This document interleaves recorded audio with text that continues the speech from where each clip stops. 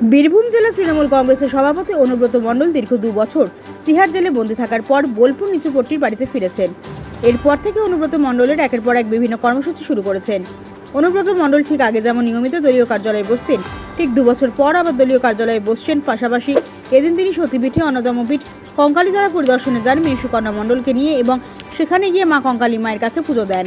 তারপর সকলের খোঁজ খবর নেন।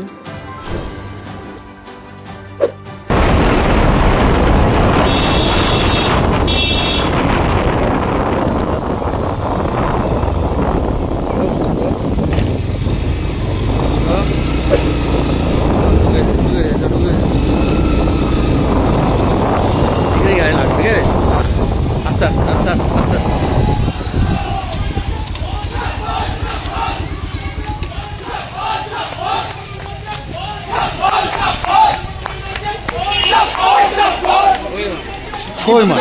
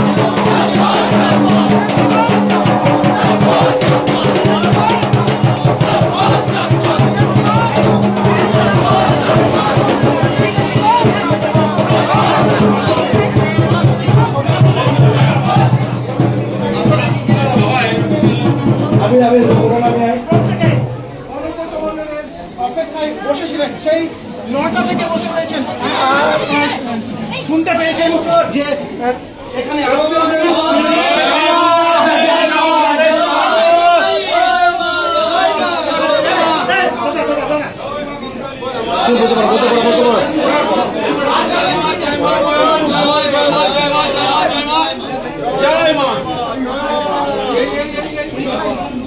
সরাসরি আমার খবরের পর্দায় আপনারা সেই ছবি দেখতে পাচ্ছেন এবং কিছুদিন আগেই চরণ প্রতিষ্ঠা করা হয়েছিল।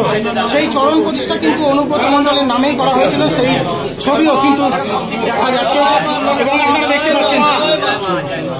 জয় মা